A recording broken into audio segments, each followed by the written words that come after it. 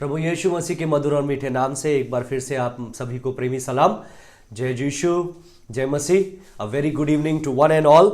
हम लोग आगे बढ़ रहे हैं अपने प्रकाशित वाक्य के अध्ययन में। आज हम लोग पढ़ रहे हैं प्रकाशित वाक्य 7, उसका कल से हम लोगों ने देखना चालू किया था। प्रकाशित वाक्य 7 उसका 8वां पद से लगा करके 17वें पद तक। और मैं हमेशा एक सेशन कंप्लीट होने के बाद में जो YouTube पे उसका लिंक डाल देता हूं, YouTube पे भी उसको अपलोड कर लेता हूं, ताकि जो बाद में देखते हैं उनके लिए भी वो फायदेमंद हो। आपको अगर YouTube लिंक नहीं मिलता है तो आप कमेंट्स में मुझे बता सकते हैं, ताकि मैं एक YouTube लिंक शेयर कर दूंगा आपको पर्सनली। और कल से हम लोगों ने देखा था 8वें पद से 17वें पद तक। कल हम लोगों ने पार्ट ए देखा, आज हम लोग देख रहे हैं पार्ट बी। कल हम लोगों ने पार्ट ए देखा, पार्ट 1 देखा, आज हम पार्ट 2 देख रहे हैं। प्रकाशित वाक्य 7 वर्स 12 to 17, एक बड़ी भीड़ जिसे कोई गिन नहीं सकता, उसके बारे में हम लोग अध्ययन कर रहे हैं। आखिर वो कौन है, कहां से आए हैं, कौन से लोग हैं, कौन से विश्वासियों के बारे में बताते हैं। क्या ये क्लेश से निकले हुए विश्वासी है या ये रैप्चर वाले कलीसिया है, कौन है आखिर, उसके बारे में हम लोग देख रहे हैं। और मुख्य विषय है मैजेस्टिक मार्टियर्स। मैजेस्टिक मार्टियर्स मतलब भव्य शहीद, क्योंकि हम लोगों ने देखा वो परमेश्वर के सिंहासन के सामने है, मेमने के सामने है, आराधना कर रहे हैं, स्तुति कर रहे हैं, सफेद वस्त्र उन्होंने धारण कर रखा है, हाथ में खजूर की डालियां हैं। तो हम लोग देखते हैं मैजेस्टिक मार्टियर्स मतलब भव्य शहीद। और हम लोग एक बात को देख रहे हैं, रिवाइवल ड्यूरिंग ट्रिबुलेशन, क्लेश के समय में के दरमियान भी एक बड़ी जागृति। जो आज का मुख्य वचन है, उसका मुख्य पद होगा प्रकाशित वाक्य 7 का 14। प्रकाशित वाक्य 7 का 14। चलिए आइए हम लोग आगे बढ़ेंगे, प्रार्थना करेंगे and then we will dive into the word. Right, प्रार्थना करते ही हम लोग सीधे वचन में चले जाएंगे। आइए प्रार्थना करें। धन्यवाद देते हैं परमेश्वर पिता तेरा, धन्यवाद देते हैं इस शाम के समय के लिए, जबकि तुमने हम में से प्रत्येक को आपने मौका दिया एक बार फिर से आपके अनुग्रह के सिंहासन के सामने आने के लिए। प्रार्थना और विनती करते हैं प्रभु कि जब हम तेरे वचन में से कुछ बातों को देखने जा रहे हैं, होने दे प्रभु कि तू हमको कई बातों को सिखाने पाए, तेरी वचन की गूढ़ बातों को सिखाने पाए परमेश्वर, हमारे डाउट्स क्लियर होने पाए, और प्रकाशित वाक्यों को लेकर के हमारी जो गलत धारणा है, इधर उधर का नॉलेज है परमेश्वर, वो दूर होकर के तेरे वचन में से सही ज्ञान हमें मिलने पाए। सारी बातों में तेरे नाम को महिमा देते हैं, यीशु के नाम से मांगते हैं, सुनो ग्रहण को पिता, आमीन। आइए हम लोग शुरू करेंगे। मैंने आपको बताया था प्रकाशित वाक्य 7वां अध्याय, it is the greatest movement of God's saving power.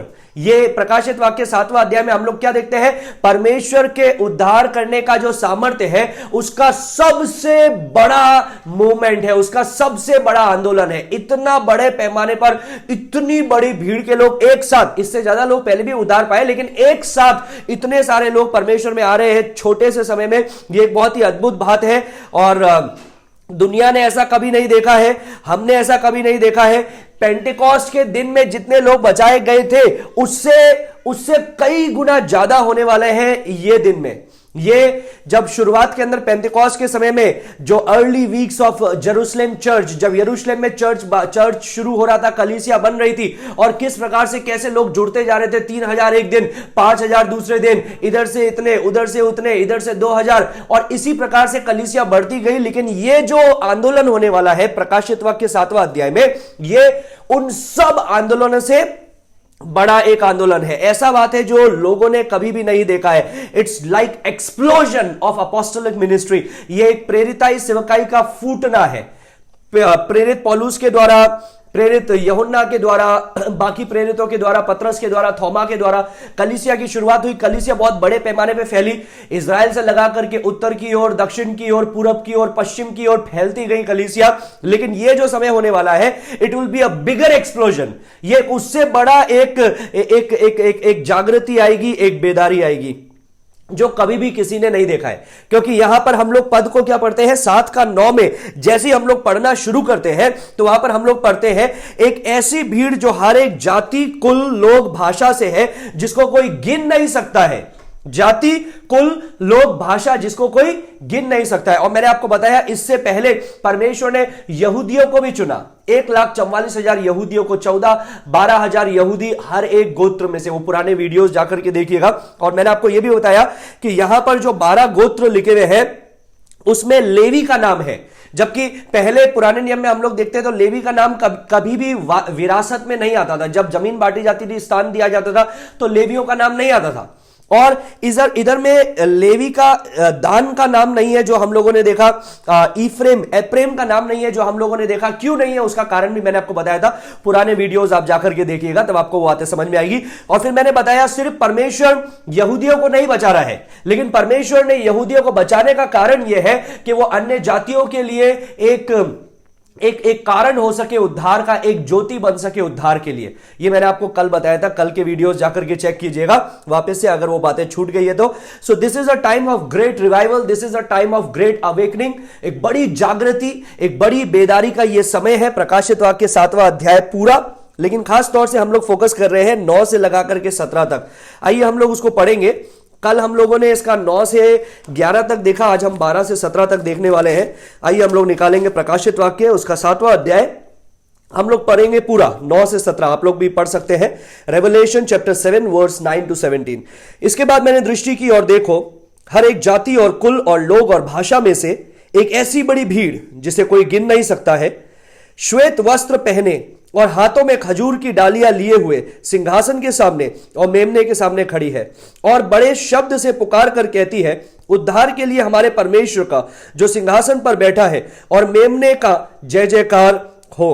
और सारे स्वर्गदूत उस सिंहासन और प्राचीनों और चारों प्राणियों के चारों ओर खड़े हैं। फिर वे सिंहासन के सामने मुंह के बल गिर पड़े और परमेश्वर को दंडवत करके कहा, आमीन। हमारे परमेश्वर की स्तुति और महिमा और ज्ञान और धन्यवाद और आदर और सामर्थ्य और शक्ति युगान युग बनी रहे, आमीन। 13वां पद, इस पर प्राचीनों में से एक ने मुझसे कहा, ये श्वेत वस्त्र पहने हुए कौन है और कहां से आए हैं? मैंने उससे कहा, हे स्वामी, तू ही जानता है। उसने मुझसे कहा, ये वे हैं जो उस महाक्लेश में से निकल करके आए हैं।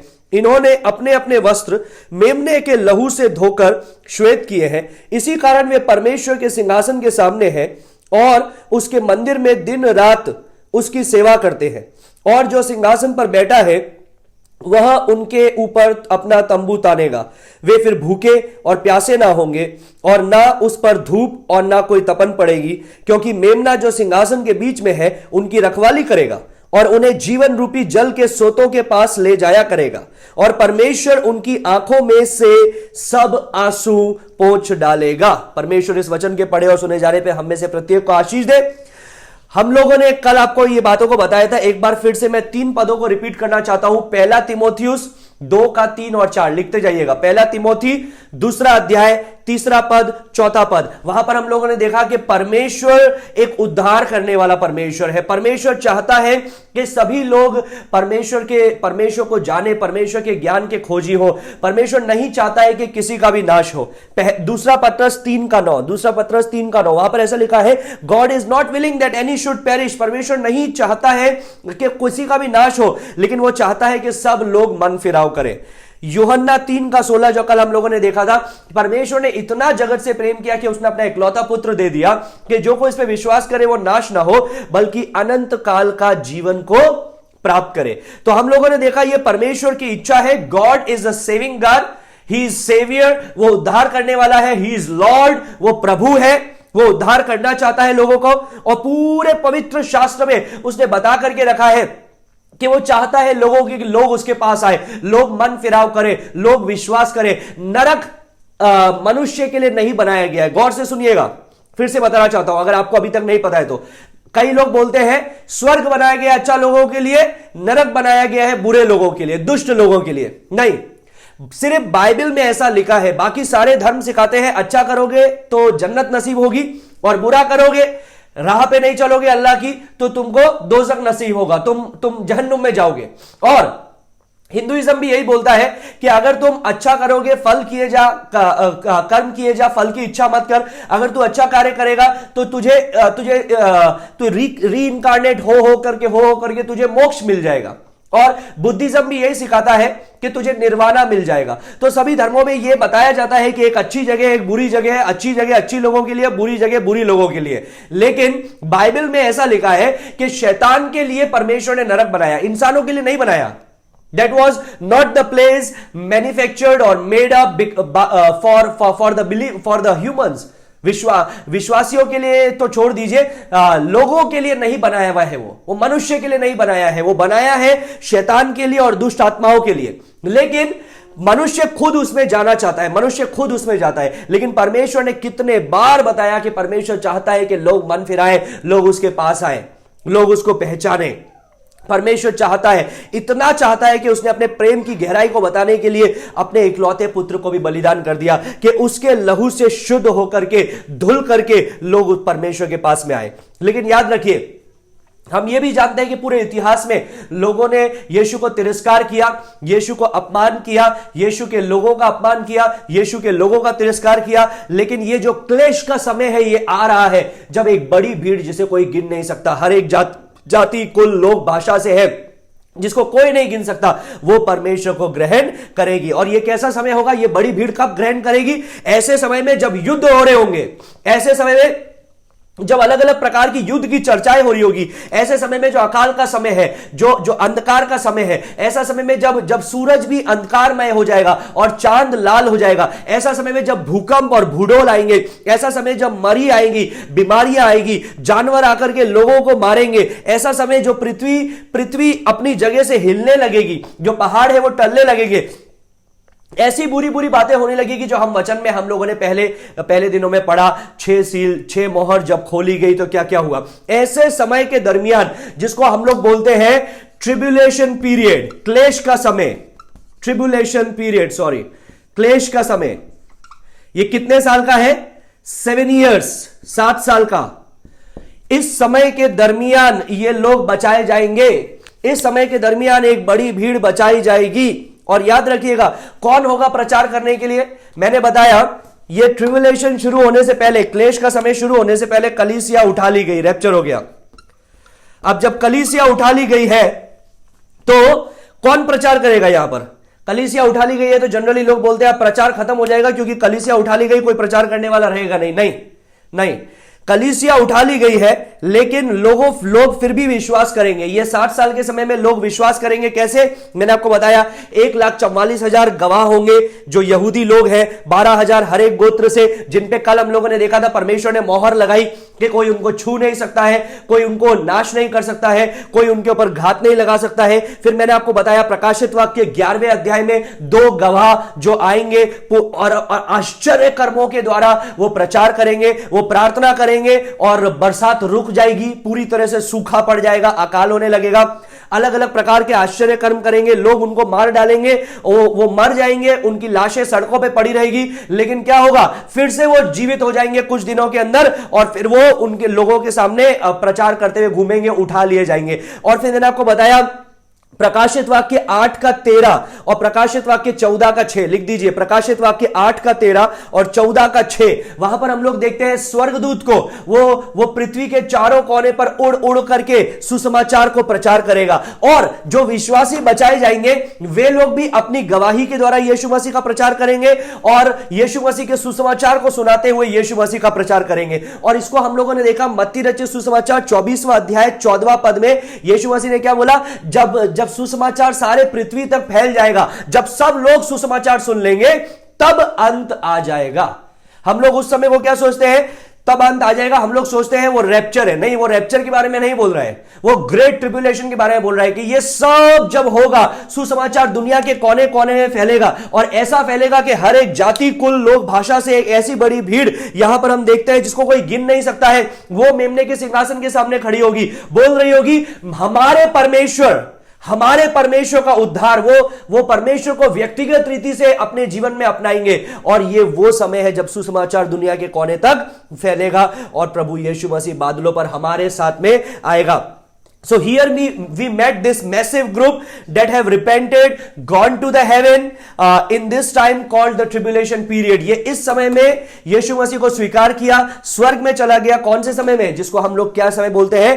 क्लेश का समय, क्लेश का समय। याद रखिएगा, प्रकाशित वाक्य 6 अध्याय में भी हम लोगों ने जब पांचवी मोहर खोली गई थी, आपको याद है 5वीं मोहर खोली गई थी, कल मैंने बताया था, तब भी एक बड़ी भीड़ को हम लोगों ने देखा जो वध किए गए हैं, गवाही के लिए, सुसमाचार के लिए वध किए गए हैं। They are crying out for vengeance, वो लोग चिल्ला रहे हैं, दुहाई दे रहे हैं, क्या करने के लिए? By the way, they are not before the throne, they are before the altar. वो वेदी के सामने है, वो सिंहासन के सामने नहीं, लेकिन वेदी के सामने खड़े होकर के दुहाई दे रहे हैं कि प्रभु तू कब बदला लेगा। लेकिन फिर हम लोगों ने यह भी देखा कि उनको सफेद पोशाक दी गई और उनको बोला गया थोड़ी देर तुम इंतजार करो, जो हम लोगों ने 5वें मोहर में देखा था। लेकिन प्रकाशित वाक्य 7 में जब देखते हैं तो वे लोग भी इनके साथ में जुड़ गए हैं, और अब जो ये लोग हैं ये न्याय के लिए नहीं मांग रहे हैं, क्योंकि न्याय तो हो रहा है, ये देख रहे हैं पृथ्वी पर, ये और छठी मोहर के दौरान भी वहीं पर ही थे, तो इन्होंने देखा कि कैसा सतावट हो रही है, कैसे लोग मर रहे हैं। तो ये जो लोग हैं, ये लोग जाकर के क्या कर रहे हैं? परमेश्वर की जय जयकार कर रहे हैं।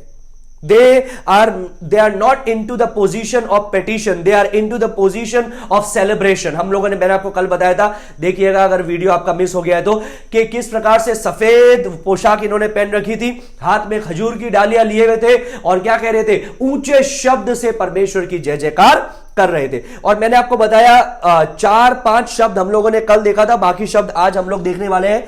तो एक बार फिर से मैं वो शब्द लिख दूंगा, ताकि जिन लोगों का, जो लोग आज देखने के लिए जुड़े हैं, उनके लिए भी अच्छा हो सके। सबसे पहला शब्द हम लोगों ने देखा वर्स नंबर 9 से, कौन सा शब्द था आपको याद है? वो शब्द है डिस्क्रिप्शन, विवरण। डिस्क्रिप्शन, विवरण।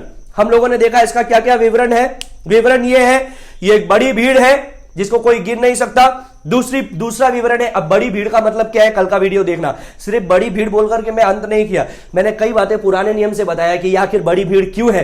तो कल का वीडियो जिसका मिस हुआ है प्लीज जाकर के देखिएगा। दूसरा चीज हम लोगों ने यह देखा, देयर विक्ट्री सेलिब्रेशन। हम लोगों ने देखा वो खजूर की डालियां लिए हुए, वो क्या बताता है कि वो जय के साथ में नारे लगा रहे हैं, परमेश्वर को धन्यवाद दे रहे हैं। ये सारी चीजों को हम लोगों ने वहां पर देखा। मैंने आपको यह भी बताया कि ये मत सोचिएगा कि उनका कपड़े पहन रखे हैं तो इसका मतलब वो शरीर है। वो शरीर नहीं है, प्राण है, क्योंकि प्रकाशित वाक्य 20वां अध्याय तक उनको अपना शरीर नहीं मिला, वो प्राण है। They are spirit, they are soul. तो क्योंकि वो अब वो सोल है तो वो कैसे कपड़े पहन सकते हैं? यूहन्ना के लिए जरूरी था उनको वैसा देखना। अगर वो आत्माएं होती और प्राण है और यूहन्ना तो उनको देख नहीं पाएगा, तो कैसे उसे पता चलेगा कि यहां पर क्या हो रहा है? उसके बारे में मैं थोड़ी देर में वापस से टिप्पणी दूंगा। बी हम लोगों ने फिर देखा था वर्स नंबर 9 से ही देखा था मेरे ख्याल से, हाँ वर्स नंबर 9 से ही देखा था। लोकेशन, लोकेशन का मतलब हम लोगों ने देखा उसका स्थान, कौन सी जगह पर यह हो रहा है, वो किस जगह पर हो रहा है। और मैंने आपको बताया they are in heaven, they are before the throne of God. वो परमेश्वर के सिंहासन के सामने है। कहां पर है? स्वर्ग में है। और मैंने आपको यह भी बताया कि वहां पर परमेश्वर का सिंहासन है और मेमना भी है, जो हम लोगों ने प्रकाशित वाक्य 4 अध्याय में देखा, प्रकाशित वाक्य 5वां अध्याय में देखा। अभी याद रखिएगा, for John is seeing this vision, यूहन्ना इस दर्शन को देख रहा है, and it is important for him to see something। अगर वो सिर्फ प्राण होंगे तो वो उसको कैसा देखेगा? तो इसलिए उसको रोब है, उन्होंने ये वस्त्र पहन रखे हैं, जो क्या चीज का प्रतीक है? मैंने कल आपको बताया था, इनके जो वस्त्र है ये इस बात का प्रतीक है कि ये कितना शुद्ध और एक सेलिब्रेशन और एक धार्मिकता को बताने के लिए वो वस्त्र है, कि विजय को बताने के लिए, जय के ललकार को बताने के लिए वो वस्त्र है। और हाथों में खजूर की डालियां किस लिए है? वो भी कल मैंने आपको बताया था, कल का वीडियो देखिएगा, कि इसलिए उन्होंने हाथों में खजूर की डालियां लिए हुए हैं, ताकि उसको पता चले यूहन्ना को कि आखिर वो देख क्या रहा है। अभी पॉइंट नंबर सी, तीसरा चीज हम लोगों ने देखा था वर्स नंबर 10 से हम लोगों ने देखा था, और वो था action. What are they doing? वे लोग क्या कर रहे हैं? वे लोग, हम लोगों ने देखा मेमने के सिंहासन के सामने है, सिंहासन के सामने और मेमने के सामने है, और वे क्या कर रहे हैं? नारे लगा रहे हैं, परमेश्वर को धन्यवाद दे रहे हैं। This is not the raptured church, ये रैप्चर हुई भी कलीसिया नहीं है। हम लोगों ने जब 5वां अध्याय देखा था तो वहां पर हम लोगों ने देखा था 24 एल्डर्स, 4था अध्याय के अंदर 24 एल्डर्स हम लोगों ने देखा था। और वे लोग कौन से, किसको प्रतिनिधित्व करते हैं? रैप्चर कलीसिया को वे लोग प्रतिनिधित्व करते हैं। और फिर हम लोगों ने देखा कि ये चैप्टर नंबर 7 के अंदर ये जो 24 प्राचीन है, इनका हम लोगों ने पहले पहले पहले देखा था धन्यवाद और स्तुति जो इन्होंने किया 5वें अध्याय में, 4थे अध्याय में, और अब हम लोग 7वें अध्याय में इसको देख रहे हैं जो एक global group of people, global crowd, जो हर एक जाति, कुल, लोग, भाषा से है, जो इसको कोई गिन नहीं सकता, वे क्या कर रहे हैं? वे भी स्तुति और आराधना कर रहे हैं। So what they are doing? They are worshiping the Lord. Why are they worshiping the Lord? वो कल मैंने आपको बताया था, वो वीडियो में देखिएगा। 11वें पद से हम लोग एक और चीज देखते हैं, वो है एसोसिएशन। एसोसिएशन का मतलब क्या है? एसोसिएशन का मतलब है सहभागिता। तो पहले हम लोगों ने डिस्क्रिप्शन, विवरण देखा, कार्य देखा, सहभागिता। अब सहभागिता में मैंने आपको क्या बताया? मैंने आपको बताया कि सबसे पहले इनको उठा लिया गया, ये स्वर्ग में गए और मर करके स्वर्ग में गए। वो हो सकता है शहीद होकर के स्वर्ग में गए, हो सकता है पीड़ा से मर करके स्वर्ग में गए हो, अकाल के समय में मर करके स्वर्ग में गए हो, लेकिन जो भी है they are in the presence of the Lord, परमेश्वर के सिंहासन के सामने है। और वहां पर सिंहासन के सामने हो खड़े होकर के क्या कह रहे हैं? सबसे पहली बात वहां पर लिखा हुआ है 7:11 के अंदर मैं पढ़ना चाहूंगा, 7:11 में, और सारे स्वर्गदूत और सिंहासन और प्राचीन और चारों प्राणियों के चारों ओर खड़े होकर and all the angels were surrounding around the throne. वो सारे जो स्वर्गदूत हैं वो सिंहासन के चारों ओर है। मैंने आपको बताया था 5वां अध्याय के अंदर, अगर किसी का मिस हुआ होगा वो भी जाकर के देखिएगा, यूट्यूब पे आपको मिल जाएगा, उम्मीद फाउंडेशन राज इलियाज़र टाइप कीजिएगा, वहां पर आपको पूरा डिस्क्रिप्शन मिल जाएगा, वहां पर आप देख सकते हैं। वहां पर हम लोगों ने यह बात की थी, मैंने आपको चर्चा में बताया था, सबसे सेंटर में परमेश्वर का सिंहासन है, मेमना है, मेमने का सिंहासन है, परमेश्वर का सिंहासन है। फिर मैंने आपको बताया था उसके चारों ओर वो जीवित प्राणी है, द लिविंग क्रीचर्स, प्राणी है, जिसको हम लोगों ने देखा सिंह का मुंह, बैल का मुंह, उकाब का मुंह, मनुष्य का मुंह, और वे क्या कर रहे हैं? वे करूब है। मैंने ये भी आपको स्थापित किया था कि करूब क्यों है, वो भी मैंने आपको बताया था पुराने नियम से। फिर हम लोगों ने देखा उसके चारों ओर कौन है? 24 और सिंहासन रखे हुए हैं, उस पे कलीसिया के 24 प्राचीन है, जो कलीसिया का प्रतिनिधित्व करते हैं, वे 24 प्राचीन है। फिर हम लोगों ने देखा उस 24 प्राचीन के चारों ओर ऐसी स्वर्गदूतों की बड़ी सेना है, जो अनेक स्वर्गदूत है। और हम लोगों ने वहां पर देखा था, वहां पर लिखा है उनकी गिनती 5:11 में कितना लिखा है? कितने स्वर्गदूत है? 5:11 में लिखा है जिनकी गिनती लाखों और करोड़ों की थी। और इंग्लिश में ऐसा लिखा हुआ है, the numbers of the angels was millions of millions and thousands of thousands, which is literally uncountable, जिसका मतलब है गिन नहीं सकते हैं उसको, इतने स्वर्गदूत वहां पर थे।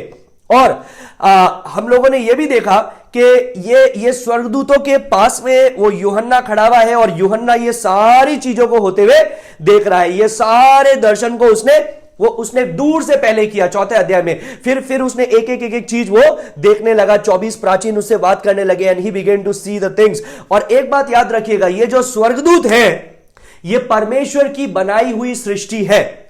कोलोसियों 1:16 लिख दीजिए, कोलोसियों की पुस्तक 1 अध्याय 16वां पद, वहां पर ऐसा लिखा है, by him means what? The Lord Jesus Christ, Yeshu Masih के द्वारा all things were created in heaven and on earth, आकाश में और पृथ्वी पर सारी वस्तुएं बनाई गई, विजिबल एंड इनविजिबल, दृश्य अदृश्य, whether thrones or dominions or rulers or authorities, all things have been created by him and for him। चाहे सिंहासन हो, चाहे शासक हो, चाहे अधिकारी हो, चाहे सारी चीजें हो, प्रभुता की चीजें हो, सब कुछ उसी के द्वारा और उसी के लिए बनाई गई है। और इसमें स्वर्गदूत भी शामिल है। स्वर्गदूतों को बोला जाता है the thrones, dominions, ruler, authorities के अंदर ये स्वर्गदूत भी आते हैं। और याद रखिएगा, ये जो लोग हैं जिसको हम 7वां अध्याय के 9वें पद से देख रहे हैं, इस बड़ी भीड़ को, हु वर दे? ये लोग कौन थे? क्या ये लोग विश्वासी थे? इस समय में क्या ये लोग विश्वासी थे? रैप्चर के समय में, sorry I draw it again, 7 years tribulation period, 7 साल का क्लेश का समय, उससे पहले रैप्चर। क्या रैप्चर के समय ये यीशु मसीह पे विश्वास करते थे? नहीं। अगर रैप्चर के समय करते होते तो कलीसिया के साथ में उठा लिए जाते। ये यीशु मसीह को रिजेक्ट करने वाले लोग हैं, ये यीशु मसीह का तिरस्कार करने वाले लोग हैं। They are the people who missed the rapture. ये वे लोग हैं जो रैप्चर में छूट गए। ये वे लोग हैं जिन्होंने एक समय में यीशु को तिरस्कार किया, यीशु को धोखा दिया, एक समय में यीशु को पहचाना नहीं, एक समय में परसिक्यूट किया, लोगों को मारा, लोगों को उपद्रव किया। They are probably the people, some people they say these people may have never heard the gospel. इनमें से लोगों ने कभी भी सुसमाचार नहीं सुना होगा। ऐसा नहीं हो सकता है कि किसी ने भी कभी भी नहीं सुना। हो सकता है कुछ लोग इसमें से ऐसे हो जिन्होंने कभी सुसमाचार नहीं सुना, वो रैप्चर तक, और फिर उनको सुसमाचार सुनाई दिया, क्योंकि 1,44,000 लोगों ने प्रचार किया, स्वर्गदूतों ने प्रचार किया, 2 गवाहों ने प्रचार किया, और पूरे दुनिया तक सुसमाचार फैल गया। लेकिन ज्यादातर लोग ऐसे लोग हैं जिन्होंने यीशु मसीह को रिजेक्ट किया, जिन्होंने परमेश्वर की मर्सीज को रिजेक्ट किया, जिन्होंने कलीसिया का हिस्सा नहीं बने। लेकिन क्या हुआ, जब कलीसिया उठा ली गई और ऐसा समय आया जो क्लेश का समय था, ऐसा समय के जो रोकने वाला था वो उठा लिया गया। मतलब पवित्र आत्मा के रोकने का अवरोध की जो शक्ति है, सामर्थ्य है, उसको कुछ देर के लिए, ये 60 साल के समय के लिए हटा दिया गया। और इस समय के अंदर जब पूरा नरक ऐसा लग रहा है कि पृथ्वी पर खुला छोड़ दिया गया है, जब मसीह विरोधी खुद, शैतान खुद राज्य कर रहा है, झूठे भविष्यवक्ता, झूठे नबी उठ करके राज्य कर रहे हैं, और ये लोग उस समय यीशु को स्वीकार किए। लेकिन देखिए परमेश्वर का अनुग्रह, परमेश्वर की करुणा, इनको सेकंड क्लास सिटीजन का दर्जा नहीं दिया। इनको ऐसे नहीं बोला कि पहले तुमने इनकार किया था, अब तुमने स्वीकार किया है, तो तुमको पहले जैसी जगह नहीं मिलेगी, तुमको सेकंड क्लास मिलेगा, क्योंकि तुमने बाद में रेलवे का टिकट बुकिंग किया, अभी फर्स्ट क्लास सब रिजर्व हो गया है, तुम सेकंड क्लास में जाओ। नहीं, they got the same privilege. उनको वैसा ही अवसर मिला सिंहासन के सामने खड़े होने का, स्वर्गदूतों के साथ में खड़े होने का। जो स्वर्गदूत पवित्र है, शुद्ध है, उनके साथ में खड़े होकर के परमेश्वर की स्तुति करने का, परमेश्वर की महिमा करने का। तो यह बात याद रखिए मेरे प्रिय भाई बहनों, every single person is equal in the eyes of the Lord. परमेश्वर के सामने हर एक विश्वासी, हर एक व्यक्ति जो उसकी संतान है, वो बराबर है, और परमेश्वर उनको अधिकार देता है। हां, जो 1000 साल का समय आएगा, रेस्पॉन्सिबिलिटीज अलग अलग हो सकती है। किसी को 5 शहर, 5 राज्य मिलेंगे, किसी को 10 मिलेंगे, रेस्पॉन्सिबिलिटी अलग अलग हो सकती है, लेकिन परमेश्वर हर एक को मौका देगा उसके संग राज करने का। पहला पत्रस 1:12 लिख दीजिए, पहला पत्रस 1:12। It says angel have always wanted to look into these things regarding salvation. कल मैंने आपको बताया था, स्वर्गदूत तो हमेशा से ही चाहते हैं कि वो देखना चाहते हैं कि आखिर उद्धार है क्या, आखिर लोगों का उद्धार होता कैसे है। They want to know this mystery, but they are unable to know because they are angels। वो स्वर्गदूत है, उन्होंने कभी पाप नहीं किया, वो पाप में पड़े नहीं। जो स्वर्गदूत पाप में पड़ गए, गिर गए, और जिनको हम लोग शैतान बोलते हैं, दुष्टात्माएं बोलते हैं, उनके पास ये मौका नहीं है उद्धार को ग्रहण करने का। लेकिन ये मनुष्य को परमेश्वर ने मौका दिया, तो स्वर्गदूत तो हमेशा उत्सुकता से, जिज्ञासा के साथ में देखना चाहते हैं। एक और पद लिखिए, इफिसियों 3:8 से 11। इफिसियों 3 अध्याय 8वें पद से 11वें पद तक। There the Lord reminds us that the Lord has redeemed the church. परमेश्वर ने कलीसिया को छुटकारा दिया है, छुड़ा लिया है। क्या करने के लिए? To put God's glory on display before the world, before all the angels. सारे स्वर्गदूतों, प्रधानताओं, सारे अधिकारों के सामने परमेश्वर ने अपने महिमा को प्रकट करने के लिए, प्रदर्शित करने के लिए परमेश्वर ने किसको चुना है? कलीसिया को चुना है। प्रकाशित वाक्य 7:11 में यहां पर क्या लिखा है? They are standing before the throne. वो सिंहासन के सामने खड़े हैं। और मैंने आपको बताया था सिंहासन के सामने खड़े हैं, ये जो ग्रीक भाषा में शब्द है, ये है कुक्लोस, KUKLOS, कुक्लोस। कुक्लोस का मतलब होता है दे आर इन सर्कल। वो कैसे है? वो एक गोले के अंदर है। They are not standing just like that. वो एक गोले के अंदर खड़े हैं, परमेश्वर के करीब खड़े हैं। They have got it ringed. वो एक रिंग के जैसा बना करके खड़े हैं। और मैंने आपको बताया था परमेश्वर का सिंहासन कैसा है। 4था अध्याय का प्रचार सुनिएगा, 5वां अध्याय का प्रचार सुनिएगा, उपदेश सुनिएगा, उसके टीचिंग सुनिएगा। वहां पर आपको पता चलेगा कि परमेश्वर तेजस्वी एक प्रकाश उसके वहां से निकल रहा है, सिंहासन में से निकल रहा है। हम लोगों ने देखा उसके सिंहासन के पीछे में क्या है? एक भव्य मेघ धनुष है जो हरे रंग का है। और फिर हम लोगों ने देखा कि कैसे बाकी सब लोग जो 4 प्राणी है और बाकी 24 प्राचीन है और बाकी स्वर्गदूत जितने भी है, वो परमेश्वर की आराधना और स्तुति कर रहे हैं। फिर हम लोगों ने यह भी देखा कि उसके सिंहासन से क्या निकल रहा है? बिजली निकल रहा है, गर्जन निकल रहा है, वो सारी चीजें निकल रही है। क्यों? क्योंकि वो दंडित करने वाला है, वो अपने प्रकोप को उंडेलने वाला है। लेकिन यहां पर एक और चीज हम लोग देखते हैं, सिर्फ स्वर्गदूत नहीं है, यहां पर 24 प्राचीन भी है और वो 4 प्राणी भी है। 11वें पद में हम लोग देखते हैं 24 प्राचीन और 4 प्राणी भी है। द एल्डर्स, फिर से आपको रिमाइंड करूंगा, they represent the raptured church, वो कलीसिया को प्रतिनिधित्व करते हैं जो उठाई गई कलीसिया है। और याद रखिएगा, जब जब 24 प्राचीन आए हैं, मैंने जब न्यूमरोलॉजी के बारे में शिक्षा दे रहा था, उपदेश दे रहा था बाइबल से कि नंबर का मतलब क्या है, अलग अलग संख्या का मतलब क्या है और संख्याओं का जोड़ का मतलब क्या है, क्या संख्या क्या बताती है, वो सबको बारे में जब मैं बता रहा था संक्षिप्त के अंदर, तब मैंने ये चीज को बताया था 24 प्राचीन जब भी आएंगे तो 24 नंबर जुड़ा हुआ है हेवनली गवर्नमेंट से, मतलब स्वर्गीय शासन से, ईश्वरीय शासन से, सिद्ध ईश्वरीय शासन से। और 24 जुड़ा हुआ है, जब भी हम लोग देखते हैं 24 प्राचीनों को तो हम लोग देखते हैं आराधना को। 24 प्राचीनों को जब भी हम देखते हैं, they are singing the song of deliverance, आराधना के गीत वो गाते हैं, स्तुति के गीत वो गाते हैं। और 11वें पद में यहां पर क्या लिखा है, they fell on their face before the throne and worship God. वे क्या कर रहे हैं, अपने चेहरे को परमेश्वर के सामने झुक करके वो परमेश्वर की आराधना कर रहे हैं। 5वें अध्याय में भी हम लोगों ने यही देखा, द सेम पॉस्चर, कि वो वहां पर भी अपने मुंह के बल गिर करके मेमने की आराधना कर रहे हैं, परमेश्वर की आराधना कर रहे हैं। और यहां 11 का 16, प्रकाशित वाक्य 11 का 16 में भी हम वही चीजों को देखेंगे कि वो मेमने के सामने, सिंहासन के सामने दंडवत करके परमेश्वर की स्तुति करते हैं। क्यों कर रहे हैं? Because they recognise his sovereignty, they recognise his supremacy, they recognise his majesty. वो परमेश्वर के महानता को, परमेश्वर के प्रभुत्व को, परमेश्वर के सर्वज्ञानी सर्वव्यापी वाले स्वरूप को पहचानते हैं, रिकॉग्नाइज करते हैं और उसकी स्तुति करते हैं। और एक शब्द हम लोगों ने देखा था, वे सब एक साथ बोल रहे हैं। क्या बोल रहे हैं? आमीन। और इसको समझाने की जरूरत नहीं, क्योंकि इसका मतलब है सबकी ये इच्छा है कि ऐसा हो, ऐसा हो, ऐसा हो, ऐसा हो। प्रकाशित वाक्य 4 का 11 के अंदर जब हम लोगों ने देखा तो वे लोग क्या कर रहे हैं, छुटकारे का एक गीत को गा रहे हैं। Worthy art thou our Lord and our God to receive glory and honour and power, for you did create all things and because of you will they existed and were created। तेरे द्वारा तेरे ही लिए सारी चीजें बनाई गई, इसलिए तू सारे पराक्रम, गौरव, आदर, महिमा के योग्य है। प्रकाशित वाक्य 5 का 12 के अंदर भी हम लोग इसी प्रकार से देखते हैं, वो लोग परमेश्वर को धन्य कह रहे हैं कि तू धन्य है क्योंकि तू वो मेमना है जो जगत के पापों के लिए वध किया गया है। 5 का 13 में भी हम लोग यही चीज देखते हैं कि वो परमेश्वर की स्तुति कर रहे हैं। क्या करने के लिए? कि परमेश्वर सब कुछ है, लेकिन परमेश्वर ने अपने आप को हमारे लिए अब एक बलिदान के रूप से भी परमेश्वर ने दिया। और यहां पर एक और चीज मैंने आपको बताया था, 4थे अध्याय, 5वें अध्याय और अभी हम 7वें अध्याय में आए हैं। ये जो वर्शिप टीम है, ये निरंतर बढ़ती जा रही है। ये शुरू कैसे हुई? 4 प्राणियों से, जब उन्होंने जोर से आवाज में परमेश्वर को धन्य कहा, परमेश्वर को महिमा कही। फिर हम लोगों ने देखा उसमें 24 प्राचीन जुड़ गए। फिर हम लोगों ने 5वां अध्याय में देखा 24 प्राचीनों के हाथ में जो हार्प्स हैं वो आ गई, वीणाएं आ गई और वो परमेश्वर की स्तुति और आराधना करने लगे। फिर हम लोगों ने देखा वो 24 प्राचीन और ये 4 प्राणियों के साथ में 28 लोगों के साथ में स्वर्ग दूतों की एक बड़ी सेना इकट्ठी हो गई।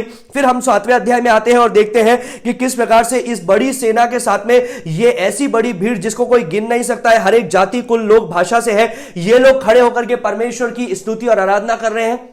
What an association for those persecuted, murdered, humble, faithful believers to take their place in this kind of glorious group। इस प्रकार के भव्य मंडली के अंदर, परमेश्वर की सेवा करने वाले, परमेश्वर की महिमा करने वाले स्वर्ग में मंडली के अंदर कितना अच्छा है, कितना मधुर है कि इन लोगों को सहभागिता करने का मौका दिया गया। और यही सहभागिता करने का मौका परमेश्वर आपको और हमको देता है। लूका रचित सुसमाचार 15 का 7 से 10 जब हम पढ़ते हैं, यीशु मसीह यही बताता है वहां पर। जब हम लूका रचित सुसमाचार 15वां अध्याय पढ़ते हैं, वहां पर हम लोग देखते हैं उड़ाऊ पुत्र की कहानी, खोए हुए सिक्के की कहानी, खोए हुई भेड़ की कहानी। और हम सारी कहानियों में एक बात को देखते हैं कि जब वो मिल गए तो स्वर्ग में एक बड़ा आनंद हुआ। जो खो जाता है, जब वो मिल जाता है तो स्वर्ग में आनंद होता है, और उस आनंद में ये लोग भी अब शामिल है।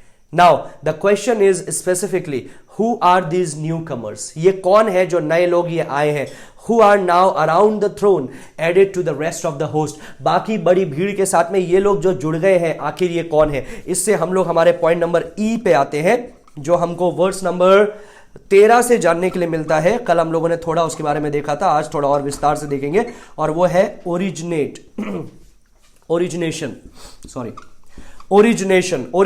का मतलब स्रोत, ये कहां से आए हैं। ओरिजिनेशन लिख दीजिए, ओरिजिनेशन मतलब ये कहां से ओरिजिनेट हुए हैं, ये कहां से आए हैं, आखिर ये लोग कहां के हैं और ये कहां से आए हैं। 13वें पद में हम लोगों ने देखा कि वे लोग कहां से आए हैं। 13 में लिखा है या ये श्वेत वस्त्र पहने हुए कौन है और ये कहां से आए हैं। 14वें पद में यही 13वें पद में प्रश्न है कि आखिर ये लोग आए कहां से है। So one of the Elder representing the church, एक जो प्राचीन जो कलीसिया का प्रतिनिधित्व करता है, वो यूहन्ना से क्या पूछ रहा है, वो यूहन्ना से एक प्रश्न पूछ रहा है कि ये व्यक्ति कहां से आए हैं, ये लोग कहां से आए हैं। तो क्या उसको नहीं पता है?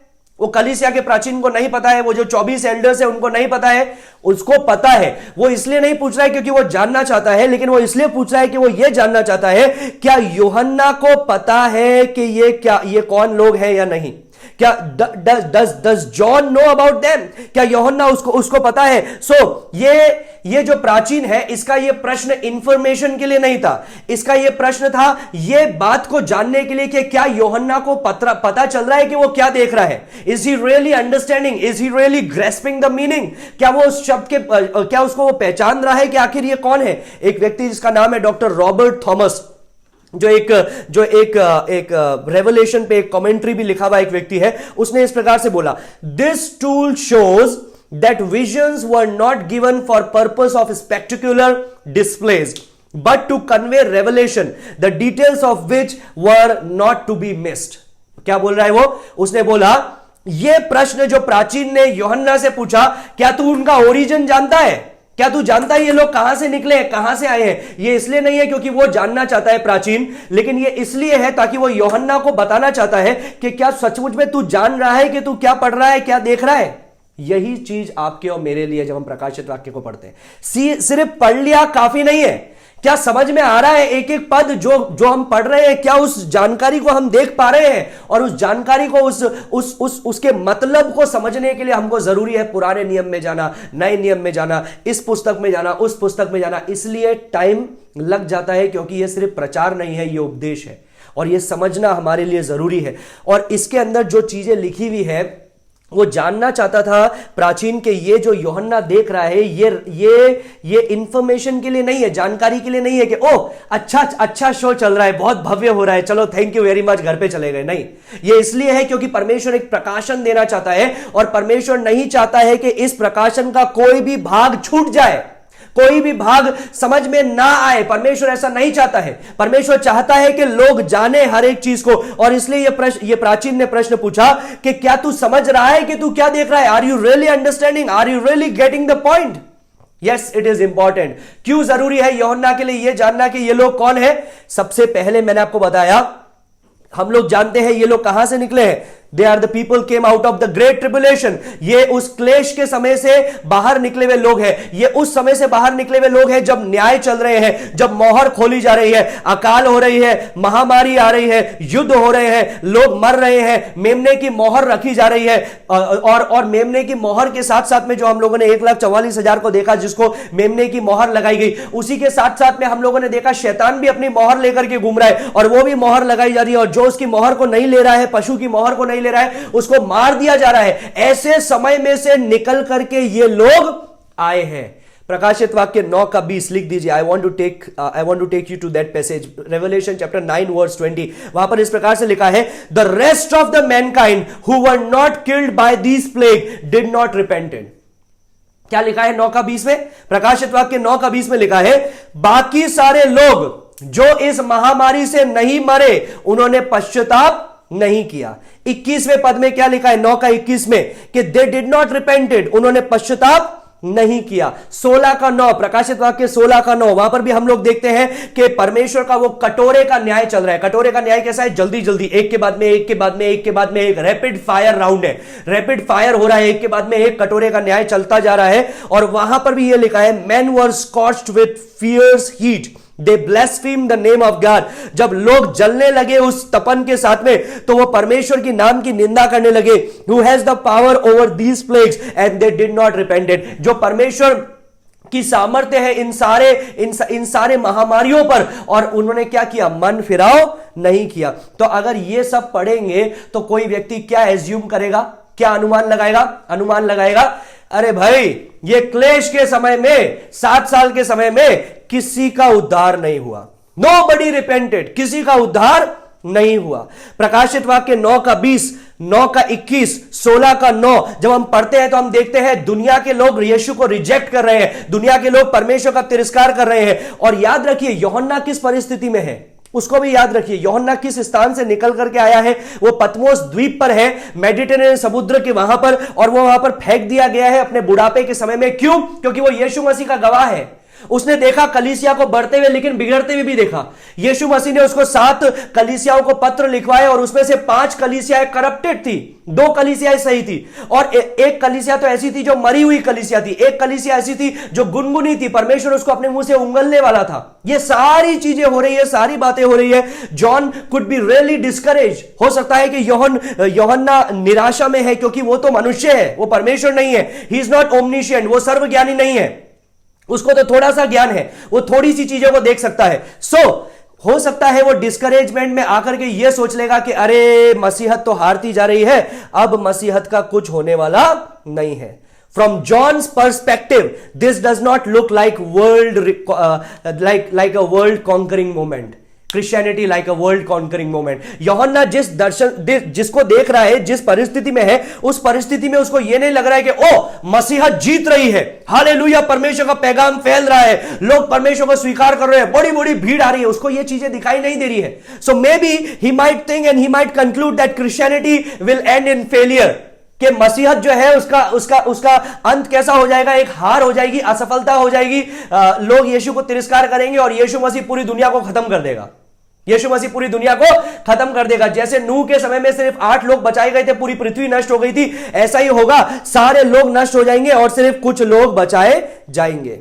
But here when he see this vision, इसलिए वो उसको पूछ रहा है, प्राचीन क्या तेरे को समझ में आ रहा है? तू क्या देख रहा है? Are you really getting it? क्या तू देख रहा है कि ये क्या होने वाला है, क्या चीज यहां पर हो रही है? मैंने कल आपको बताया था मलाकी 1 का 11 में, ये परमेश्वर की इच्छा है कि उदयाचल से अस्ताचल तक हर जगह में, हर जाति में उसका नाम महान हो। मैंने आपको बताया था हबक्कुक 2 का 14 कि परमेश्वर की यह इच्छा है कि जैसे समुद्र जल से भरा रहता है, वैसे पृथ्वी परमेश्वर के ज्ञान से भर जाए। और क्या ये चीजें पूरी होगी? क्या ये ऐसी बातें होगी? क्या लोग परमेश्वर को जानेंगे? क्या एक बड़ी भीड़ यीशु के पास में आएगी? यूहन्ना के लिए यह जानना बहुत जरूरी था कि ये बड़ी भीड़ के लोग कौन है। इसीलिए उसने पूछा, are you really getting it? कि ये लोग कौन है? Are you really seeing them? क्या तू सचमुच में देख रहा है? 14 के अंदर, वर्स नंबर 14 में यूहन्ना ने एक बहुत सुंदर रिप्लाई दिया। क्या रिप्लाई दिया? मैंने उनसे कहा, हे स्वामी तू ही जानता है। क्या बोला? हे स्वामी तू ही जानता है। नाउ दैट मीन्स यूहन्ना को पता है कि इस व्यक्ति को पता है, यूहन्ना को पता है कि प्राचीन को पता है कि ये लोग कौन है। और एक और चीज, जब उसने बोला हे स्वामी, इन इंग्लिश में इट इज रिटन मास्टर और माय लॉर्ड, मेरे प्रभु, या फिर ये एक आदरणीय शब्द है, आदर का शब्द है, भक्ति का शब्द है। तो ये क्या बता रहा है? ये आदर को क्या बता रहा है? ये आदर से बता रहा है कि वो सचमुच में जानना चाहता है। ही वॉन्ट्स टू नो, वो जानना चाहता है। He needs to get this revelation, उसको ये प्रकाशन जानना जरूरी है। और इसलिए उसने बोला, तू मुझे बता दे, प्लीज टेल मी। दूसरे शब्दों में, हे स्वामी तू ही जानता है, इसका मतलब है प्लीज टेल मी, तू ही कृपया मुझे बता दे। और उसने मुझसे कहा, ये वे हैं जो उस महाक्लेश में से निकल करके आए हैं, इन्होंने अपने अपने वस्त्र मेमने के लहू में धोकर श्वेत किए हैं। उस महाक्लेश में से आए हैं, में से, कम आउट ऑफ।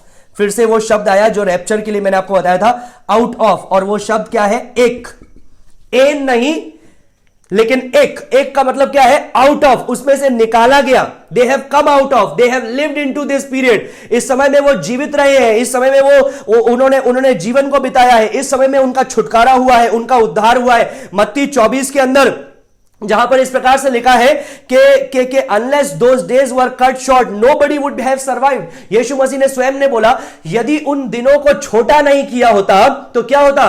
किसी का भी कोई भी बचना मुमकिन नहीं था, सब लोग मर जाते। तो हो सकता है कि इनमें से कई लोग वो दंड के दौरान मरे हो, अकाल के दौरान मरे हो, युद्ध के दौरान मरे हो, महामारी के दौरान मरे हो। कई लोगों ने अपने जीवन को खोया और इन्होंने देखा कैसे लोग पृथ्वी पर मर रहे हैं। उस परिस्थिति में से, ट्रिब्यूलेशन में से, महाक्लेश में से बाहर निकले हुए ये लोग हैं। So that's what the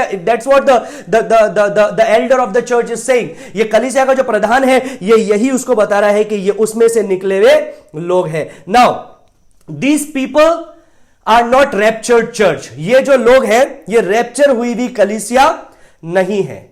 क्यों? क्योंकि जब रैप्चर हो रहा था तब ये लोगों का उद्धार नहीं हुआ, क्योंकि इन लोगों ने यीशु को तिरस्कार किया था। मैंने आपको थोड़ी देर पहले बताया, इन लोगों ने ये समय में रैप्चर होने के बाद में यीशु मसीह को स्वीकार किया। जब मसीह विरोधी खड़ा हुआ, जब ये सारा समय हुआ, उस समय में इन्होंने यीशु को स्वीकार किया और अब कहां है? परमेश्वर के साथ में है। दूसरा थिस्सलुनीकियों में से मैंने आपको पहले भी उसके बारे में बताया था, एक बार फिर से बताऊंगा। दूसरे थिस्सलुनीकियों में इस प्रकार से लिखा है कि लोग मरेंगे और लोग परमेश्वर के दंड से बच नहीं पाएंगे। क्यों नहीं पाएंगे? क्योंकि उन्होंने उस प्रेम की सच्चाई को ग्रहण नहीं किया। They did not receive the love of the truth. उस प्रेम की सच्चाई को उन्होंने ग्रहण नहीं किया है। लेकिन ये लोग क्या है? ये लोग उसके विपरीत लोग हैं। इन्होंने उसके प्रेम की भलाई को ग्रहण किया है। They have received it. Now क्या इसका यह मतलब है कि हमारे लिए सेकंड चांस है? कई लोग बोलते हैं अगर ऐसी बात है तो मैं अभी अपना जीवन जैसा बिताना है बिताने दो, रैप्चर हो जाएगा, रैप्चर होते ही मैं यीशु को स्वीकार कर लूंगा, तो रैप्चर तक मुझे जैसा जीवन बिताना है बिताने दो। क्या इसका मतलब यह है कि हम अपने हाथ पे हाथ धर के बैठे, ओ मेरे पास तो मौका है, मैं आराम से कर दूंगा? Does this mean this? No. It just means that you have just one lifetime. एक जीवन काल है। कब अंत होने वाला है पता नहीं है। याकूब की पुस्तक में इस प्रकार से, यहूदा की, जेम्स की पुस्तक में इस प्रकार से लिखा है 4 अध्याय के अंदर कि लोग अपने लिए प्लान्स बनाते हैं, योजनाएं बनाते हैं। कल मैं यहां जाऊंगा, कल मैं वहां जाऊंगा, मैं ये करूंगा, मैं वो करूंगा, जबकि वो ये भी नहीं जानते कि कल का सूरज वो देखेंगे या नहीं देखेंगे। तो आपके पास में you just have one life time, और इस लाइफ टाइम में आपको क्या करना है? यीशु मसीह का प्रेम आप तक पहुंच रहा है, आपको उसको स्वीकार करना है।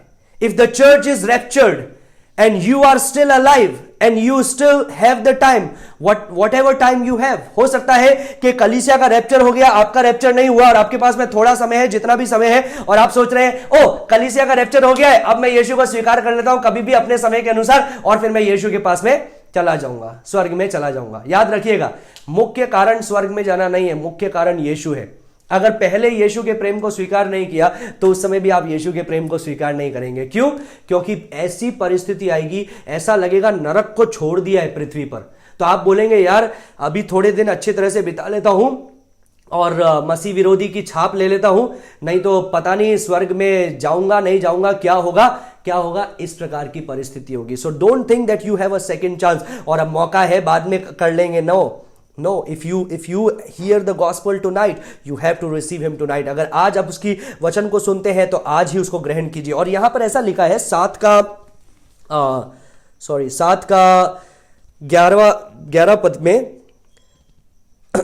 7 का 14वां पद में वहां पर ऐसा लिखा है, ये वे हैं जो उस महाक्लेश में से निकल करके आए हैं।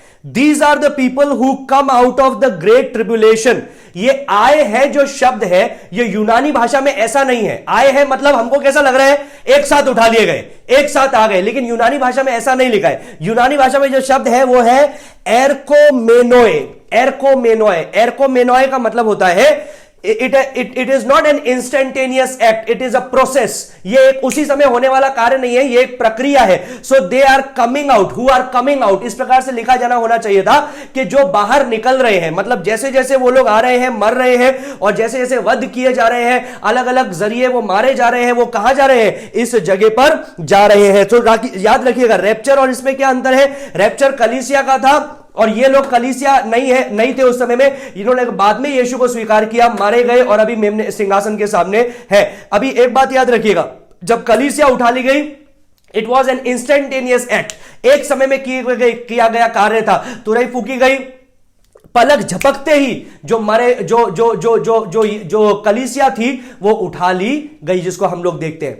लेकिन जो यहां पर हम लोग देख रहे हैं, ये इस ऐसे उठा ली गई नहीं है। ये लोग मर रहे हैं, आ रहे हैं, मर रहे हैं, आ रहे हैं। नाउ ये किस लिए बता रहा है? ये इसलिए बता रहा है, इसलिए लिखा हुआ है to show the ultimate gospel triumph. ये हमको ये बताने के लिए कि अंत में आज भले ही प्रचारकों को मारा जा रहा है, कलीसिया को तोड़ा जा रहा है, कलीसिया के लोगों को मारा जा रहा है, सतावट चल रही है, लोग स्वीकार नहीं कर रहे हैं, लेकिन एक समय आएगा जब एक बड़ी भीड़ के लोग भी परमेश्वर के पास में आएंगे, परमेश्वर तक पहुंचेंगे, परमेश्वर के पास में आएंगे। अभी कोई कोई लोग बोलते हैं कि ये जो है ये रैप्चर को बताता है। कई लोग बोलते हैं कलीसिया क्लेश के समय से निकलेगी भाई, और बाद में ये इस प्रकार से रैप्चर होगा, और ये 7वां अध्याय में एक्चुअली ये कलीसिया है, दिस इज द चर्च। अगर ये कलीसिया होती तो पहला चीज क्यों इसको कलीसिया के साथ में नहीं बताया गया है? क्यों इसको कलीसिया के लोगों के साथ में नहीं बताया गया है? Why they are separated believers? क्यों ऐसा लग रहा है कि ये अलग लोग हैं, अलग विश्वासी हैं? Why not identify all of these people with the redeemed church? क्यों इनको ये नहीं बताया गया है कि अच्छा ये छुटकारा पाई हुई कलीसिया है? क्यों इनको अलग करके रखा हुआ है, अलग ग्रुप करके रखा हुआ है? क्यों इनको यह नहीं बोला गया है कि अच्छा ये जय पाए हुई कलीसिया है? क्यों यूहन्ना को यह नहीं बोला प्राचीनों ने कि ये जय प्राप्त किए भी कलीसिया है, छुटकारा प्राप्त की भी कलीसिया है? They are uniquely separate group of believer who are coming out of this tribulation. ये विशेष शब्द लिखा है कि ये महाक्लेश में से बाहर निकलते जा रहे हैं, मतलब जैसे मर रहे हैं वैसे आ रहे हैं, तो ये महाक्लेश के समय में से आ रहे हैं। They are unique separate group of believer, ये विश्वासियों का एक विशेष झुंड है। याद रखिएगा मत्ती 24 के अंदर, sorry, let me back up once, फिर से एक बार पीछे जाऊंगा। एक समय आएगा जब क्या होगा कि ये जो लोग हैं, इसमें से जो हम लोग ये भीड़ देखते हैं, ये भीड़ के भीड़ ऐसा नहीं है कि जितने विश्वासी थे दुनिया में, जितने लोगों ने यीशु को उस समय स्वीकार किया सब मर गए, ऐसा नहीं है। क्योंकि मैंने आपको बताया था 1,44,000 यहूदी लोग नहीं मरे क्योंकि उन पे मेमने की मोहर लगी हुई थी, तो वो ये 7 साल के समय को पार करके गए। 7 साल के समय के बाद में क्या आएगा? 1000 years millennial reign of Jesus Christ, Yeshu Masih का 1000 साल का समय, 1000 years ऑफ रेन। कहां पर होगा वो? स्वर्ग में नहीं, नई आकाश नई पृथ्वी में नहीं, पृथ्वी पर होगा, पृथ्वी पर होगा। 7 साल का समय होगा। 7 साल के समय के बाद में कलीसिया का रैप्चर हुआ, 7 साल का समय हुआ, ये लोग मर करके स्वर्ग में जा रहे हैं। फिर क्या होगा? ये 7 साल पूरे हो जाने के बाद में यीशु मसीह सफेद घोड़े पर सवार होकर के, और हमारे साथ में सारी कलीसिया के लोगों के साथ में जो सफेद घोड़े पर होगी वो आएगा, और वो शैतान और दुष्ट आत्मा और उसके सारे लोगों से युद्ध करेगा, और क्या होगा? अपने 1000 साल के समय को वो शुरू करेगा। अभी एक पॉइंट क्लियर होने वाला है, किसी का कंफ्यूजन हो सकता है। अगर कंफ्यूजन है कमेंट में बताइए, मैं उसके बारे में कल विस्तार पूर्वक बताऊंगा। लेकिन मैं आशा करता हूं कि आपको इसमें कंफ्यूजन नहीं होना चाहिए, इसलिए आज मैं उसको संक्षिप्त में बताना चाहता हूं। क्या होगा? यह समय के अंदर कई लोग जीवित रहेंगे, कई विश्वासी लोग जीवित रहेंगे, कई वो 1,44,000 जो लोग हैं वो तो सबके सब जीवित रहेंगे, 1000 साल के समय में जाएंगे। तो याद रखिएगा 1000 साल के समय में पृथ्वी पर रहने के लिए जीवित लोग भी होंगे। याद रखिए जीवित लोग होंगे, the survivors will be there. और क्या होगा? उनमें विवाह होगा, वो पृथ्वी को फिर से भरेंगे, बच्चे पैदा होंगे, रिपॉपुलेशन होगा। लेकिन उस समय में कौन होगा? उस समय में जो सिंहासन पे कौन विराजमान होगा? यीशु मसीह। और कलीसिया के जो लोग हैं, कलीसिया के जो प्राचीन है और बाकी जो लोग हैं, उनको अलग अलग जगह दिया जाएगा, अलग अलग स्थान दिया जाएगा राज्य करने के लिए, जिसको हम लोग देखते हैं यीशु मसीह के अलग अलग दृष्टांतों के द्वारा भी। और मत्ती रचित सुसमाचार 24वां अध्याय, आइए हम लोग निकालेंगे, ये पॉइंट है जो क्लियर करना जरूरी है। मत्ती 24, इसके अंदर हम लोग देखते हैं मत्ती 24 जो है, ये हम लोग जब विशेष करके देखते हैं, मैंने आपको इतने दिन से समझा रहा हूं, देख रहे हैं हम लोग कि ये जो अंत की मोहर खुलती जा रही है, ये वो समय है, this is the period of tribulation. ये क्लेश का समय है, ये अभी तक शुरू नहीं हुआ है। ये क्लेश का समय शुरू होगा जब कलीसिया उठा ली जाएगी, मसीह विरोधी के साथ में यरूशलेम और इजराइल के साथ में मसीह विरोधी एक वाचा बांधेगा। 7 साल के समय के लिए इजराइल का मंदिर बनाया जाएगा। चलो हो सकता है आप मेरे साथ में सहमत नहीं है कि प्री ट्रिब रैप्चर होगा, कि क्लेश के समय से पहले कलीसिया उठा ली जाएगी। हो सकता है आप सोचते हैं क्लेश के समय के दरमियान कलीसिया जाएगी। हो सकता है आप मिड ट्रिब है जो सोचते हैं क्लेश के समय में आधी कलीसिया जाएगी और उसके बाद में जब 7वीं मोहर खोली जाएगी उससे पहले कलीसिया उठा ली जाएगी। कुछ भी हो, लेकिन वो क्लेश का समय शुरू होगा। कब होगा? जब मसीह विरोधी इजराइल के साथ में एक वाचा बांधेगा। अभी एक बात को याद रखिएगा, ये वाचा बंधने के बाद में 60 साल का समय चालू होगा।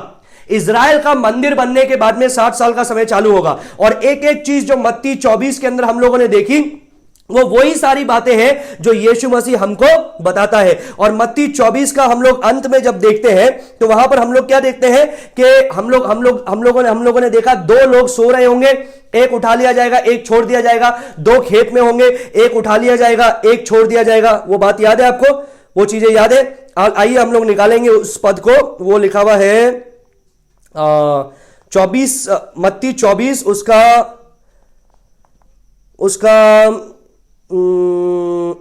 हाँ 40, वहां पर ऐसा लिखा है। वो जल प्रलय की बात, नूह के दिन के समान की बात बता रहा है। कई लोग ये नूह का दिन को किससे कंपेयर करते हैं? वो आज के दिन से कंपेयर करते हैं। अरे आज के दिन तो चल ही रहे हैं और वो नूह के दिन की तैयारी हो रही है। लेकिन ये जो विशेष करके लिखा है, ये उन दिनों के बारे में लिखा है जब क्लेश का समय चलेगा। और 39 में लिखा, 40 में लिखा है, उस समय 2 जन खेत में होंगे, एक ले लिया जाएगा, दूसरा छोड़ दिया जाएगा। 2 स्त्रियां चक्की पीसती रहेगी, एक ले ली जाएगी, दूसरी छोड़ दी जाएगी। इसलिए जागते रहो, तुम नहीं जानते कि तुम्हारा प्रभु किस दिन आएगा। परंतु यह जान लो कि यदि घर का स्वामी जानता होता कि चोर किस पहर आएगा, तो जागता रहता और अपने घर में सेंध लगने ना देता। इसलिए तुम भी तैयार रहो, क्योंकि जिस घड़ी के विषय में तुम सोचते भी नहीं हो, उसी घड़ी मनुष्य का पुत्र आ जाएगा। फिर एक दृष्टांत दिया हुआ है, यहां पर एक दृष्टांत दिया हुआ है विश्वास योग्य दास और दुष्ट दास का, जो किन लोगों के बारे में बता रखा है। इस दिनों के अंदर जो लोग यीशु को स्वीकार करेंगे, उन लोगों के बारे में ये सब चीजें बता रखी है, ये सारी चीजें लिख रखी है। और यहां पर क्या लिखा है? यहां पर जब 50वें पद में आता है, लिखा है, तो उस दास का स्वामी ऐसे दिन आएगा जब वो अपनी बाट ना जोता हो, और ऐसी घड़ी जिसे वह ना जानता हो। 51, तब वह उसे भारी ताड़ना देगा और उसका भाग कपटियों के साथ ठहराएगा, वहां रोना और दांत पीसना होगा। लेकिन उससे पहले हम लोग ये भी देखते हैं कि जो विश्वास योग्य है वो उसके राज्य में प्रवेश करेगा, जो अविश्वास योग्य है वो दांत पीसने के लिए, रोने के लिए छोड़ दिया जाएगा। और दो उदाहरण यहां पर दृष्टांत बताया गया है, 2 उदाहरण बताए गए हैं। एक पुराने नियम से बताया गया है, नूह के दिन कैसे थे? 8 लोगों को चुना था, क्या करने के लिए? दंड देने के लिए नहीं, 8 लोगों को चुना था पृथ्वी को रिपॉपुलेट करने के लिए, पृथ्वी को फिर से भरने के लिए। और बाकी लोगों को चुना था मरने के लिए, बाकी लोगों को मरने के लिए छोड़ दिया था। तो हम लोग ज्यादातर इस पद को पढ़ते हैं, ज्यादातर प्रचारों में सुनते हैं, भैया तुम ध्यान रखो, एक उठा लिया जाएगा, एक छोड़ दिया जाएगा। तो उठा लिया जाने को हम लोग क्या सोचते हैं? रैप्चर सोचते हैं, नहीं सोचते? आप मुझे बताइए, ऐसा प्रचार आपने सुना है, नहीं सुना है? मैंने भी बहुत बार किया है कि जागते रहो, सचेत रहो, एक उठा लिया जाएगा, एक छोड़ दिया जाएगा। अगर उठा लिया जाना है प्रभु के साथ में, प्रभु की महिमा के लिए, तो तुम तैयार हो जाओ। लेकिन यहां पर उठा लिया जो जाने वाला व्यक्ति है, मैंने ये बहुत सारा स्टडी करने के बाद में बता रहा हूं। अगर फिर भी आपको डाउट है तो आप कमेंट में लिख सकते हैं, मैं आपको इसके बारे में कल और विस्तार से बता दूंगा।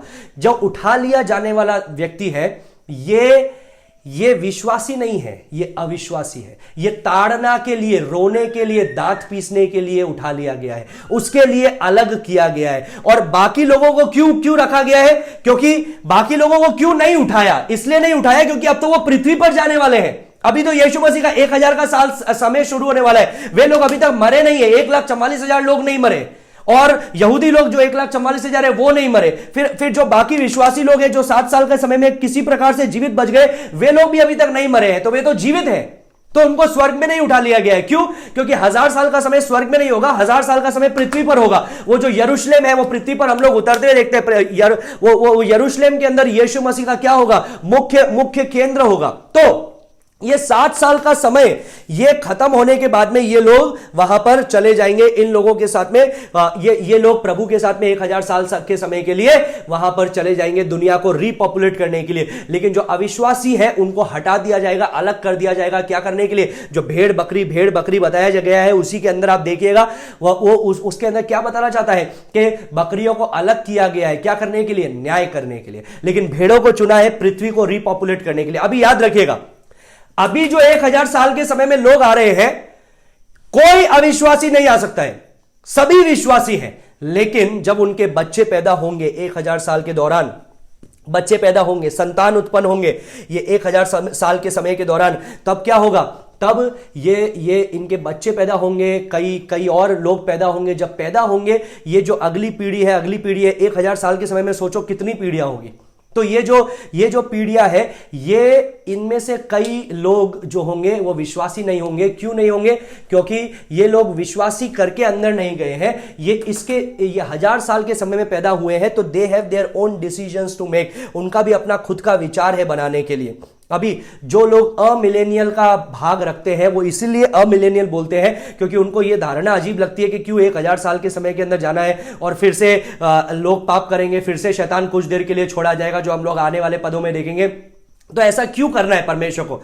क्यों करना है? वो क्यों करता है जो करता है, हमको नहीं पता है। ऐसा क्यों करना था उसे कि 8 लोगों को चुनकर के पूरी दुनिया को मारना था और फिर वो 8 लोगों को फिर से छोड़ना था कि वो पृथ्वी को रिपॉपुलेट करे और फिर से ऐसा हो? नहीं, हमको नहीं पता है। लेकिन एक बात को हमको याद है और हमको पता है, ये जो 1000 साल का समय है, ये 1000 साल का समय होगा और इसके बाद में नया आकाश और नई पृथ्वी बनाई जाएगी। 1000 साल के समय के बाद में श्वेत सिंहासन का न्याय होगा। और ये 1000 साल का समय क्या है? ये वो समय है जो परमेश्वर ने इस्राएलियों को वादा करके रखा है। हम लोगों ने जकरिया 8:23 में पिछले दिनों में मैंने आपको बताया, जहां पर ऐसा लिखा है, उन दिनों 10-10 लोग एक यहूदी से लिपटे रहेंगे। क्या करने के लिए? वो एक ही बात बोलेंगे कि lead us to the Messiah, हमें मसीहा की ओर लेकर के चल। So this is their origination. ये है इन लोगों की शुरुआत जो हम लोग देखते हैं। अभी 15वें पद से हम लोग देखते हैं EF, वर्स नंबर 15 से हम लोग देखते हैं फंक्शन। इनका कार्य क्या है? आइए देखिए ये लोग कर क्या रहे हैं। आखिर ये लोग कर क्या रहे हैं? प्रकाशित वाक्य 7:15 में ये लोग कर क्या रहे हैं? इसी कारण वे परमेश्वर के सिंहासन के सामने और उसके मंदिर में दिन रात उसकी सेवा करते हैं, और जो सिंहासन पर बैठा है वह उनके ऊपर अपना तंबू तानेगा।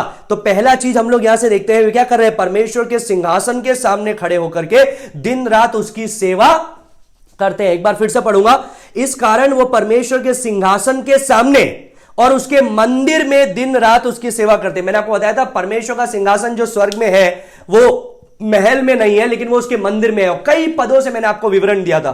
तो परमेश्वर का सिंहासन उसके मंदिर में है, और अब क्या हो रहा है? वह उसके सामने, सिंहासन के सामने ये दिन रात क्या कर रहे हैं? सेवा कर रहे हैं। मतलब स्पिरिचुअल एक्ट ऑफ वर्शिप, इनकी आराधना, स्तुति, परमेश्वर की आत्मिक सेवा ये कर रहे हैं। यहेजकेल 40 से 48, गौर से सुनिए, यहेजकेल 40 से 48 हम लोग देखते हैं, जो 1000 साल का यीशु का समय होगा, उस समय भी मंदिर होगा, मंदिर बनाया जाएगा। और क्या होगा? वो मंदिर परमेश्वर की महिमा का प्रतीक होगा।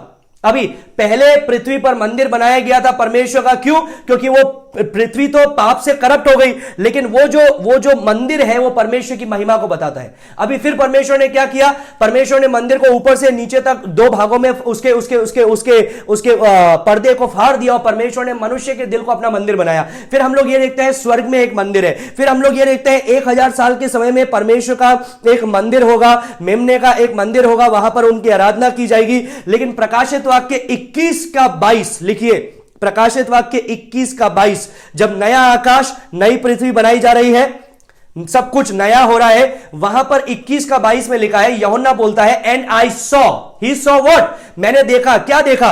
No temple in it, for the Lord God the Almighty and the Lamb for are its temple. उसके अंदर मैंने कोई मंदिर नहीं देखा, क्योंकि परमेश्वर स्वयं उसका मंदिर था, मेमना स्वयं उसका मंदिर था। They are the temple. There is no temple in the eternal state. अनंत काल में कोई मंदिर नहीं है। God is everywhere. परमेश्वर की महिमा हर जगह पर है, और कोई मंदिर बनाने की जरूरत नहीं है, कोई मंदिर नहीं है।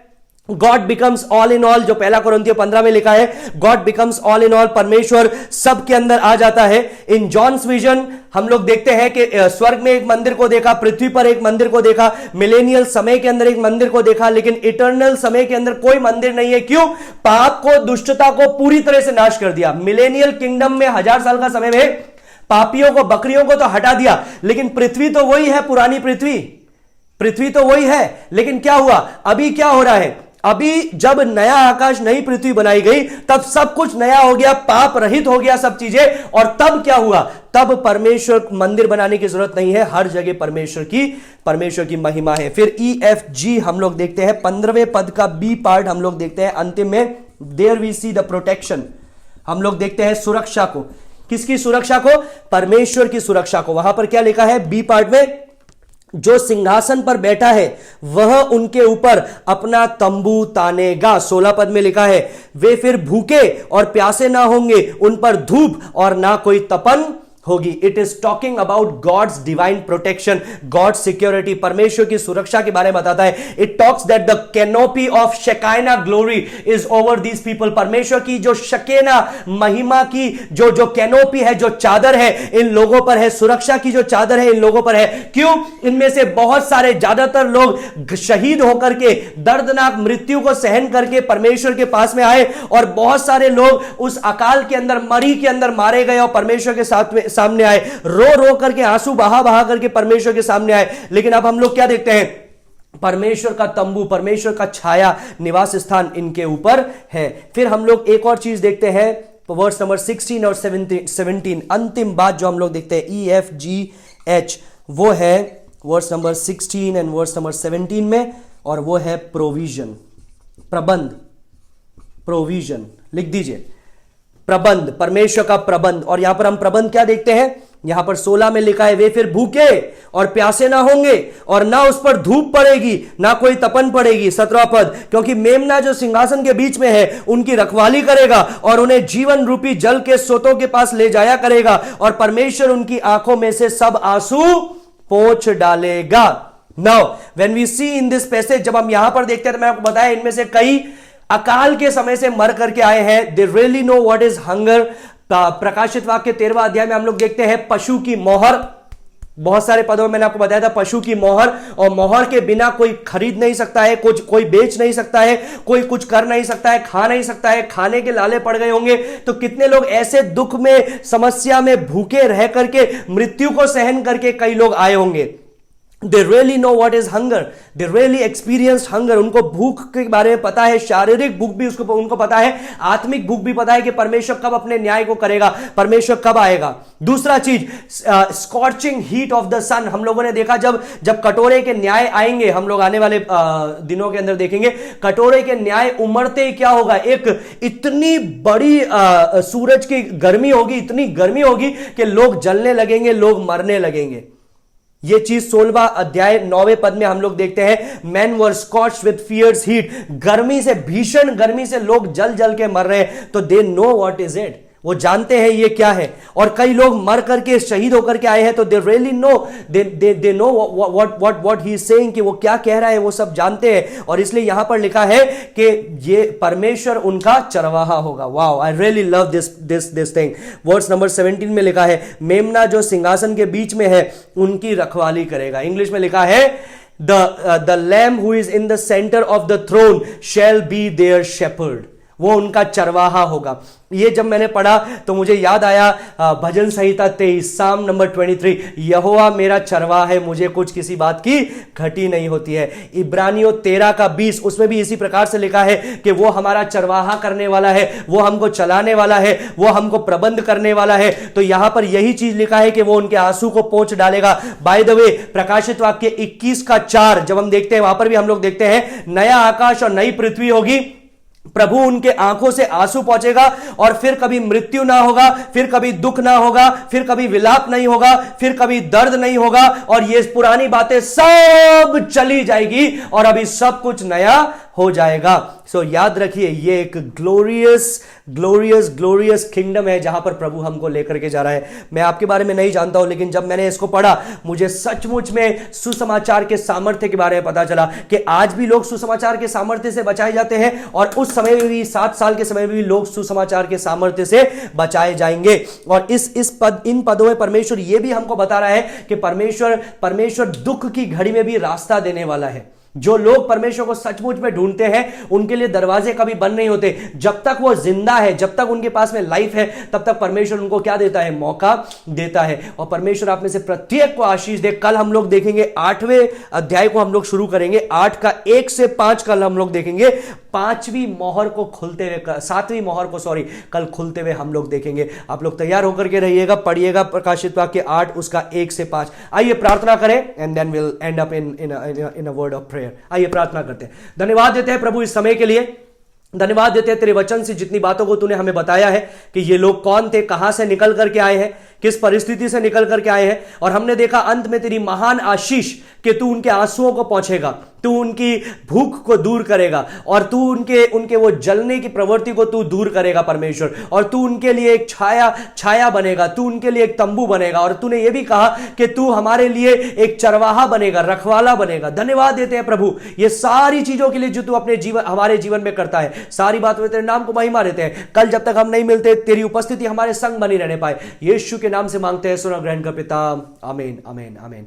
मे the good Lord bless you all. परमेश्वर आप में से प्रत्येक को आशीष दे। Let's meet tomorrow.